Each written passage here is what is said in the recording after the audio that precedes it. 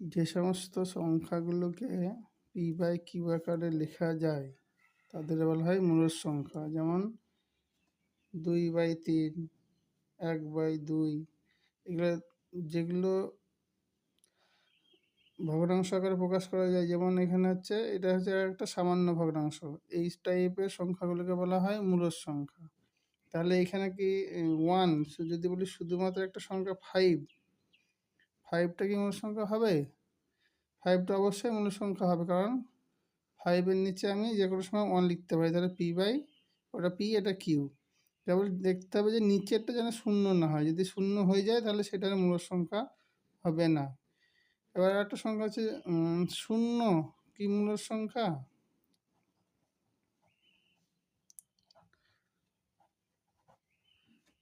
তাহলে 0 কি হবে? 0 অবশ্যই মূলদ সংখ্যা হবে, কারণ শূন্যকে আমরা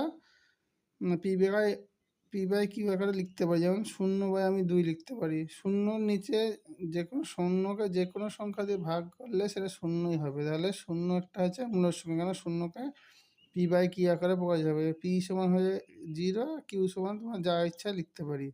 তাহলে পি বাই কিউ হিসাবে লিখতে পাচ্ছি। এবার ব্যাপার হচ্ছে এখানে মূলদ সংখ্যা যেটাই কিউ নট ইকুয়াল টু 0, মানে নিচেরটা কোনো সময় 0 হবে না, উপরেটা 0 হতেই পারে। তার মানে 0 হচ্ছে একটা মূলদ সংখ্যা। যে কোনো ন্যাচারাল সংখ্যাই স্বাভাবিক সংখ্যা হয়ে যাবে, মূলদ সংখ্যা হবে। এবার অমূলদ সংখ্যা কি? অমূলদ হচ্ছে যে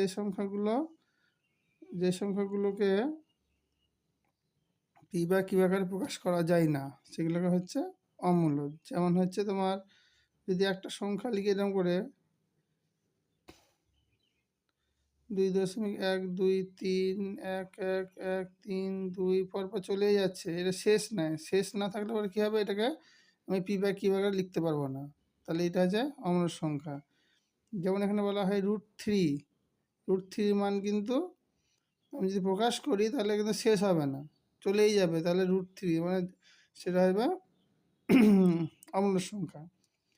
তার মানে রুটের ভিতরে যে কোনো প্রাইম নাম্বার মৌলিক সংখ্যা যদি থাকে সেগুলো হয়ে যাবে অমূলদ। যেমন রুটের ভিতরে যদি থাকে 3, 5, 7, এগুলো সবই হয়ে যাবে অমূলদ। কিন্তু √9 যদি করি, √9 কি মূলদ সংখ্যা না অমূলদ সংখ্যা হবে?